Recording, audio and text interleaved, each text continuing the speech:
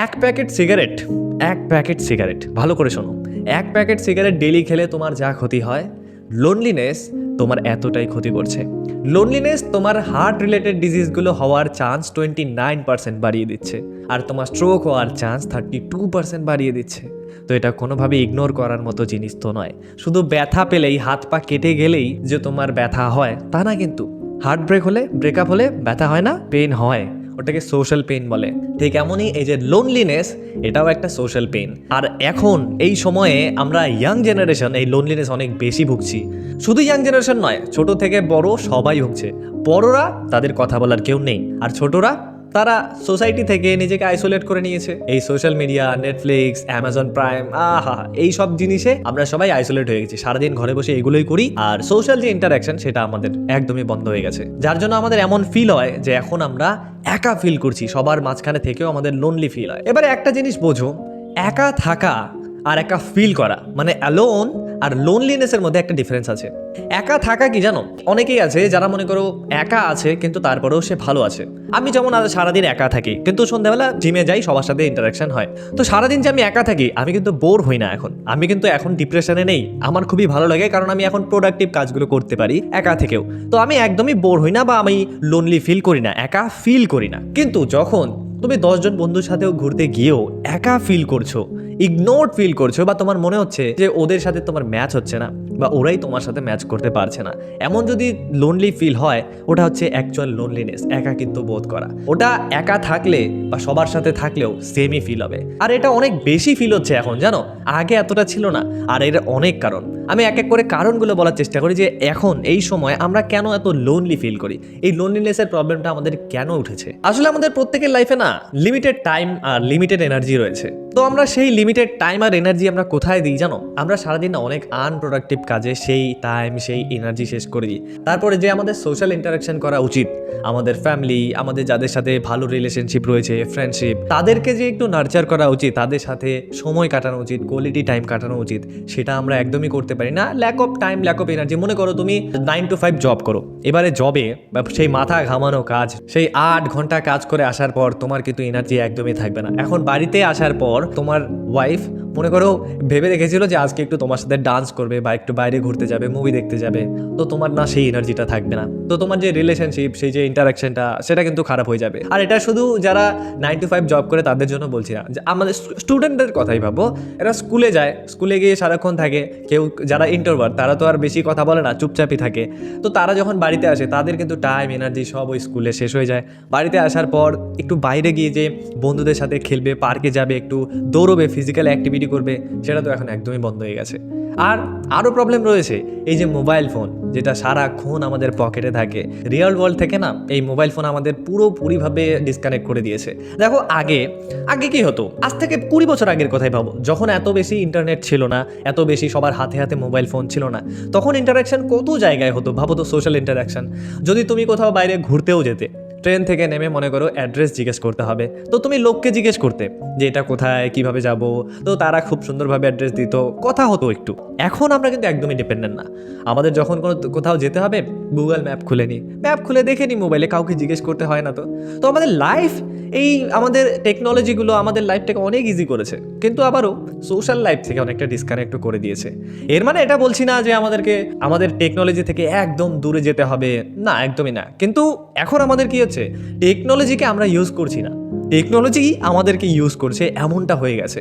মানে সারাক্ষণ আমরা মোবাইলে ঢুকে থাকি, সারাক্ষণ কিছু না কিছু স্ক্রোল করতে থাকি, রিলস দেখতে থাকি, শর্টস ভিডিও দেখতে থাকি।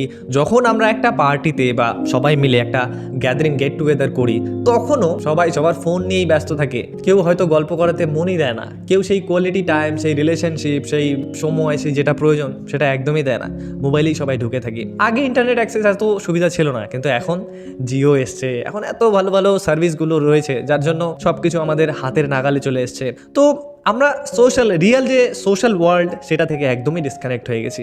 আর এছাড়াও বাড়িতে এসে আমরা যে বিকেলবেলা বা সন্ধ্যের টাইমটা যে পেরেন্টসদের সাথে একটু সময় কাটাবো না, আমরা নেটফ্লিক্স, অ্যামাজন প্রাইম এরকম সব ভিডিওস দেখি, ওয়েব সিরিজ দেখি, মোবাইলে চুপচাপ বসে বই দেখি। তো এইভাবেই না আমরা এই সোশ্যাল ওয়ার্ল্ড থেকে, রিয়েল ওয়ার্ল্ড থেকে না আমরা ডিসকানেক্ট হয়ে গেছি, যার জন্য আমাদের এক এক সময় ফিল হয় যে আমরা সত্যি একা।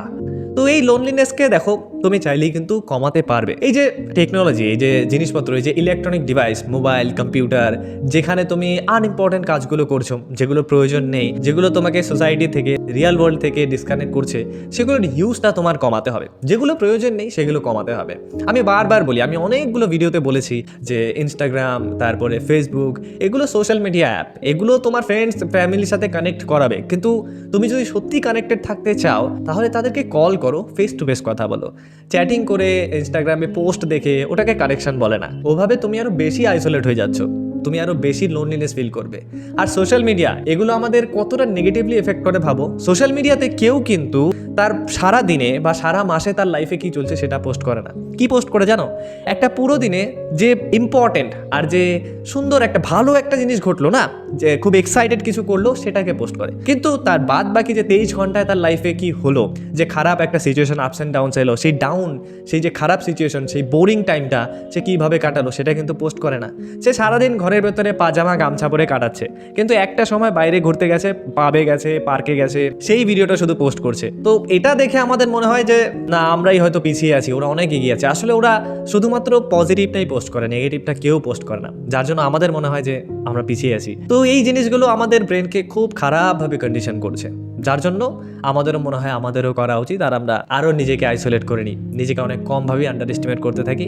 এভাবেই আমাদের সোশ্যাল ইন্টারাকশানে একদমই কমে গেছে, যার জন্য আমরা ডিপ্রেশন, অ্যাংজাইটি, লোনলিনেসের মতো প্রবলেমে ভুগছি। তো এই জিনিসগুলো করা আমাদেরকে বন্ধ করতে হবে, আর এটাই তোমাদের বুঝতে হবে। ফ্রেন্ডশিপ কতভাবে হয়? তুমি ছোটবেলা থেকে স্কুলে যে পড়তে, সেখানে তোমার ফ্রেন্ডস হয়েছিল, কিন্তু আজকে তুমি হয়তো বাইরে কোথাও আছো, তোমার সেই ফ্রেন্ডটা অন্য কোথাও আছে, এখন সেরকমভাবে তোমার কন্ট্যাক্ট হয় না। তাই জন্য কিন্তু তোমাদের ফ্রেন্ডশিপের যে সুতোটা, সেটাও একটু আস্তে আস্তে ছিঁড়ে যাওয়ার মতো অবস্থা। তো এই ফ্রেন্ডশিপটাকে এইভাবে রাখলে হবে না, থাকবে না, টিকবে না। সেটাকে একটা ফ্রেন্ডশিপ, একটা রিলেশনশিপ রাখার জন্য সেটাকে সবসময় একটু ফিউল দিতে হবে, তাদের সাথে কন্ট্যাক্ট করতে হবে, তাদের সাথে কথা বলতে হবে, তাদের ভালো মন্দ সবকিছু একটু যোগাযোগ রাখতে হবে।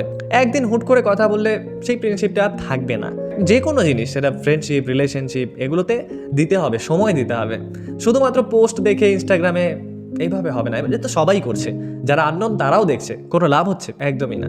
এর মানে এটা নয় আবার যে টক্সিক কোনো ফ্রেন্ডশিপে তুমি টিকে থাকো সারা জীবন, একদমই না। লাইফে দেখো আরো কত ফ্রেন্ড আসবে, কত লোকের সাথে তোমার দেখা হবে, যারা তোমার হয়তো আরো ভালো ফ্রেন্ড হবে। এখন যদি টক্সিক লোকটার সাথেই তুমি সবসময় থাকো, সেই নতুন ফ্রেন্ডগুলোর হয়তো দেখা তুমি পাবেই না। তো ভালো একটা রিলেশনশিপ বিল্ড করা, সেটাকে সবসময় নার্চার করা, সবসময় কন্ট্যাক্টে থাকা, এই সোশ্যাল যে ইন্টারাকশনগুলো না, এগুলো আমাদেরকে রাখতে হবে। আমরা সবসময় মোবাইলে, সবসময় কম্পিউটারে, সবসময় কাজে ব্যস্ত থাকি, আর এই জিনিসগুলোকে করি না। এগুলোকে করতে হবে। তো আশা করি এই যে লোনলিনেস যে একটা প্রবলেম, এটা তোমরা হয়তো বুঝতে পেরেছো, আর কিভাবে এই প্রবলেমটাকে ওভারকাম করবে সেটা হয়তো তোমরা বুঝতে পেরেছো। এমন নয় যে তোমরা জানতে না, তোমরা জানতে, এগুলো আমিও জানতাম। বাট আমি আগে যখন আমার সত্যি এরকম লোনলি ফিল হতো, আজ থেকে 3-4 মাস আগে খুবই খারাপ ফিল হতো সারাদিনে। মানে আমি তোমাকে বলে বোঝাতে পারবো না যে আমার পাশে যদি কেউ থাকতো, 4-5 জন বন্ধুও থাকতো, আমার তাও লোনলি ফিল হতো, ভাল লাগতো না, খুবই খারাপ ফিল হতো।